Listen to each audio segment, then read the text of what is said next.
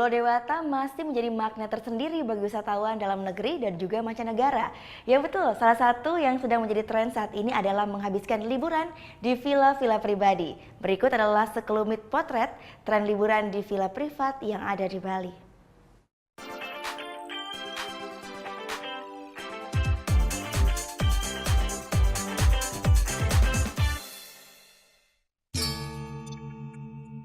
Inilah salah satu destinasi liburan yang tengah banyak digandrungi di Bali.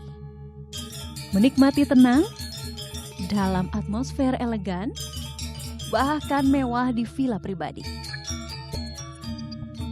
Villa-villa privat yang bisa disewa dengan segala fasilitas dan kekasannya pun berkembang di berbagai penjuru Pulau Dewata.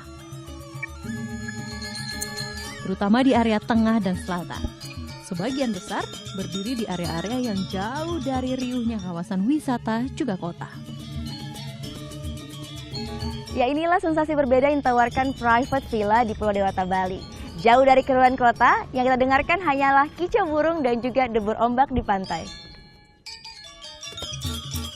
Tren ini berkembang mulai awal tahun 2000. Menarik minat, pemilik hadirkan suasana pribadi berbalut nuansa khas Pulau Dewata.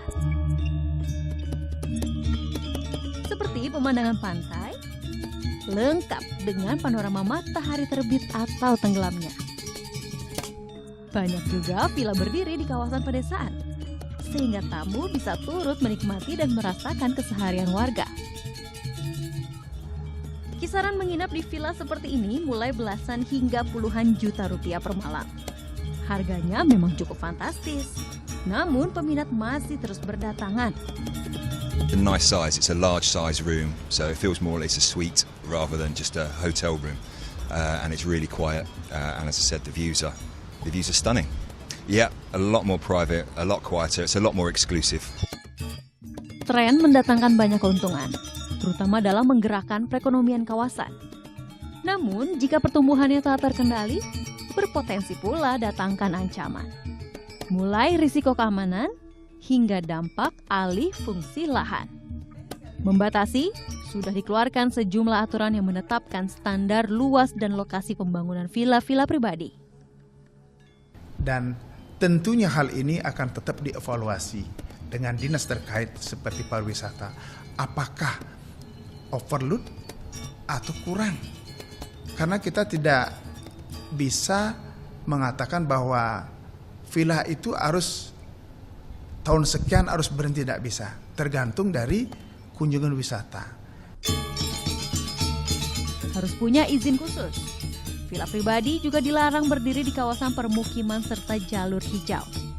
Bila menyalahi, bangunan akan dibongkar. Menjaga kearifan budaya juga panorama khas Pulau Dewata. Seluruh elemen penghuninya tentu juga harus turut mengawasi serta menjaga, supaya pertumbuhan wisata tak justru jadi bumerang dan merusak kekayaan yang ada. Gita Natalia, Andi Setiawan melaporkan untuk NET.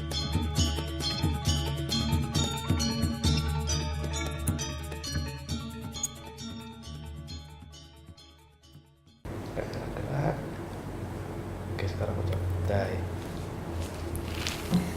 Udah selesai kan nontonnya? Nah, jadi jangan lupa buat like, komen, dan subscribe ya.